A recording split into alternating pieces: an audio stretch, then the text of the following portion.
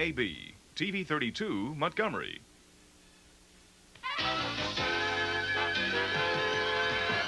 Newswatch 32, The Weekend Report, with Sally Lewis and Alan Rice, Sports.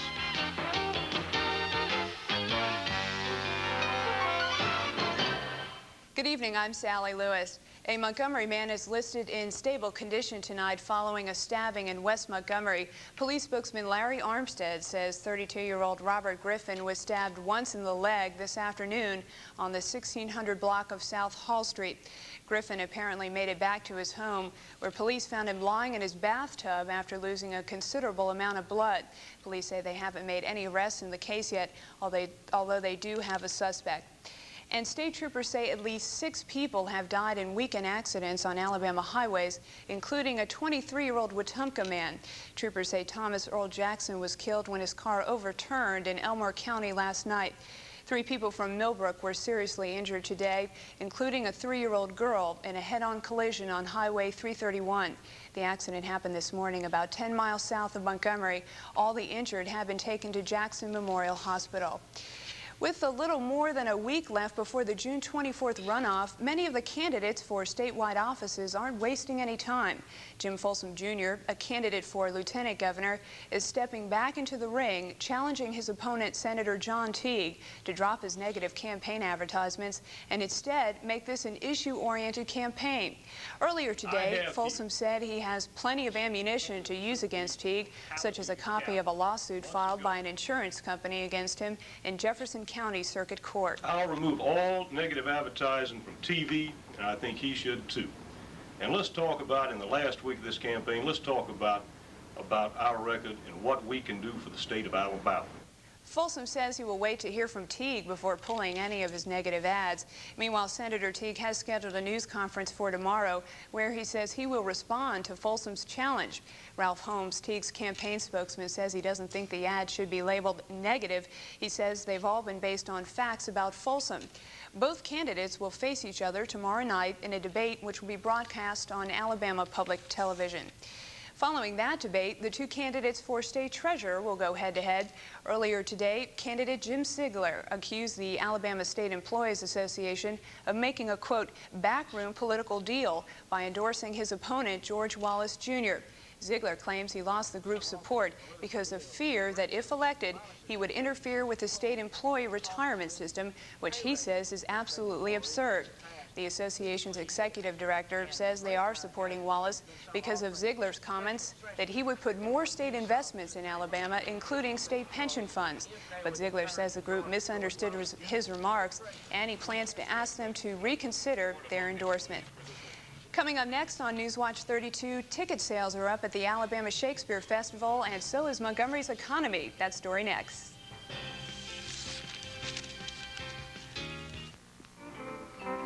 Southern Trails means more than the state-of-the-art in sleeping bags, tents, and backpacks. Southern Trails means having a great time in rugged outdoor wear that looks good but is tough enough for your favorite water slide or rendezvous with nature. Come see Southern Trails' complete line of outdoor wear and gear and chat with an experienced outfitter. They've got the right stuff. Southern Trails, now in the Village East Shopping Center.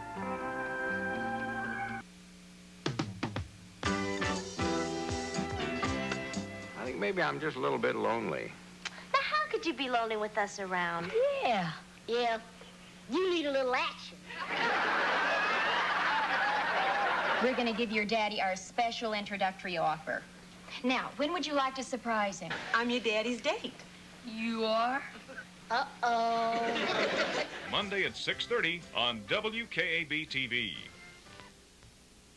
When actor Tony Randall called the Alabama Shakespeare Festival the greatest Shakespeare house on earth, he probably wasn't even thinking of the new $21.5 million complex in terms of what it would do for tourism in the capital city. $12 million is the amount Chamber of Commerce officials are estimating the Shakespeare Festival will pump into the city's economy in the first year of operation alone, with people coming from all over the state and nation to get a taste of Shakespeare. There are a lot of events that happen in Montgomery, but they only happen for 3 weeks, and then they're not performing again for another month or so. what the festival has to offer is that at least 5 days out of every week, there is something going on. Chamber of Commerce officials say an estimated 165,000 people will visit the theater this year, 75% coming from out of town. They say occupancy rates in the city are higher this year and significantly higher than 2 years ago, some of which can be attributed to the festival. But many of the hotel owners I spoke with in East Montgomery say although business is better this year, they're not sure how much can be traced to out-of-towners here for the theater. It's a different story for many restaurant owners who say business has been booming since the festival opened its doors. Our restaurant business has picked up quite a bit. We just opened our new restaurant a few months ago, and the business is up 30% over last year. We have been able to notice when the Shakespeare Festival starts that we're going to be busy earlier, that we're going to have more people in because they're going to the play and they want to come in and eat before it or after it. As a matter of fact, one time we had to get a copy of the plays so that we could adjust our schedules and so forth so we would know when the plays were going to be and when the people would be coming in. This weekend, festival officials are celebrating what they call the most dramatic theater ticket increase in history, reaching their 100,000 mark in just 7 months of operation. That, of course, will eventually trickle down into Montgomery's economy. Still to come, Al Rice has highlights of the Blue-Gray softball tournament and a look at the U.S. Open. Don't go away. I'm having a great birthday. Yeah? Are you hungry yet? Yeah. You know, seafood would be nice. Seafood? Lobster's my favorite. I think it's out of season. Steak would be good, too. I think steak's out of season, too. Now at Sizzler, get steak and lobster without getting pinched. So, what can I get you now? Diamond earrings would be nice. Definitely out of season. Sizzler. Now is the time to break your old news habit.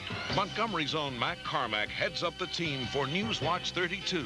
Meet Michelle Hicks, co-anchor, Rick Derrick, late-night co-anchor, Paul Osman with the weather and environmental news. Then for national, state, and local sports, Chris Treston.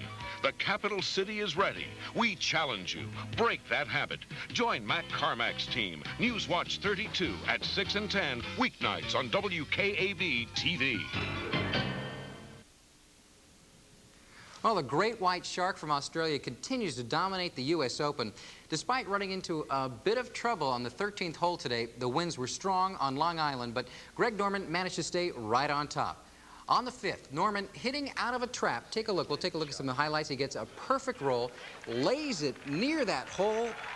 That means if he can tap it in, he goes up by 3. Norman with a confident tap makes the birdie putt. But chasing him the entire day, the mature but not forgotten Lee Trevino. Trevino, with a couple of birdies himself, shot a 1 under 69. He sits at 211 after 3 days. And not too far down the road is Ray Floyd. Here on 8, watch this. An incredible putt. Isn't that nice? Floyd with an even par on the day, but we must go back to Norman and where his troubles began. Here on the 13th, he irons out of the grass into an adjacent field. The shark looking more like a fish out of water, double bogeys. Norman does regain himself, though, by the 18th as he leads the field by 1 and says he can win the title tomorrow. You pay your dues out here, and hopefully I've paid all my dues. And if I played as well as I played tomorrow as I played today, as Lee said, I'm in a good chance to win the tournament. And I was going to tell you, Greg Norman leading with a 71 today and a 210. Behind him is Lee Trevino at 211. Meanwhile, the Atlanta Braves hosting the last place Cincinnati Reds, a game that you would think that they would have an easy chance to win, and they let those 2 chances slip by. In the 4th, Atlanta scores first. Dale Murphy's single sends Omar Moreno home. The fans, well, let's take a look at the final there. That's 2-1, Atlanta winning that game. But if we could take a look at some of the highlights, there you go. It is Omar Moreno coming home. The fans, something to cheer about despite that 90-degree weather at Fulton County Stadium. And in the 5th, the Reds turn, no outs. Mario Soto at bat. He hits to Rafael Ramirez, who makes a play at first, but Bo Diaz does score. It's tied at 1. Then watch what may be the quickest glove in the West award, going to Reds pitcher Don Robinson. Here's another peek. Boy, he's got incredible reflexes. Watch this. That's about the only way you can see it in slow motion. probably saying, I saw it coming, no problem. Back to the 9th inning after the Braves left 3 on in the 8th. A real tragedy. Eric Davis on second, stealing third. Ramirez miffs it.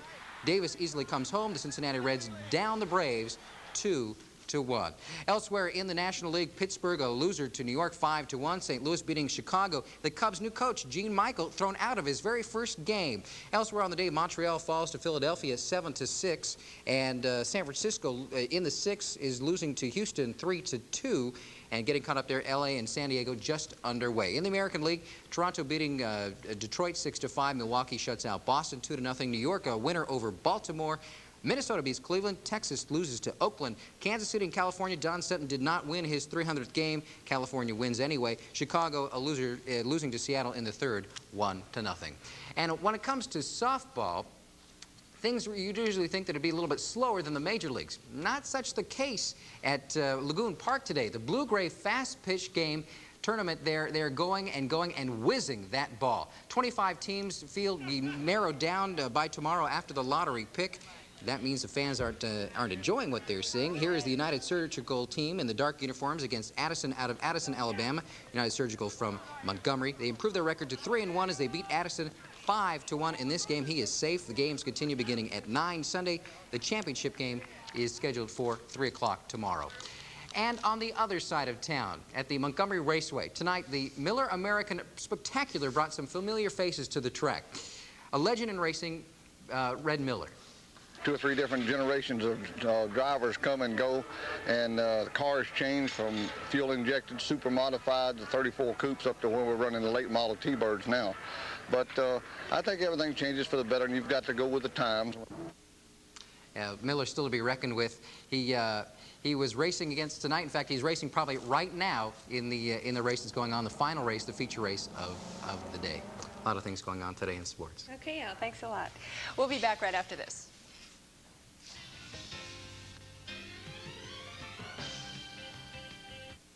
Hey, buddy. Are you ready to buy a new car or truck? Well, get ready to get lost in the shuffle at some big dealership with fast-talking salesmen and high prices.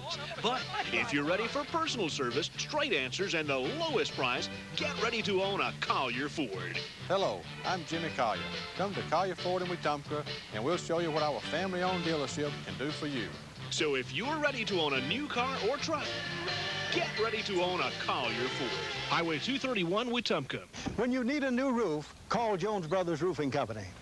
Customers who start with us stay with us because they know they can count on Jones Brothers to install quality roofing at a sensible price. Jones Brothers installers are highly qualified.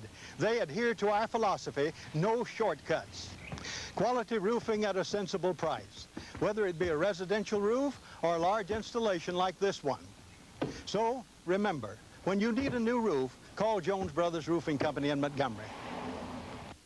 If you like today's weather, you're in luck. Looks like tomorrow's going to be another sunny day. But right now, here's a look at the current conditions in the capital city. Right now, it's 77 degrees outside. The humidity is 64%. The barometer's at 30.00 inches and steady. Winds are out of the southeast at 5 miles an hour.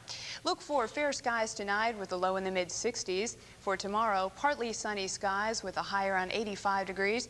And there is a chance we could get some showers in the afternoon next week. That's news and weather for now. I'm Sally Lewis. Thanks for watching.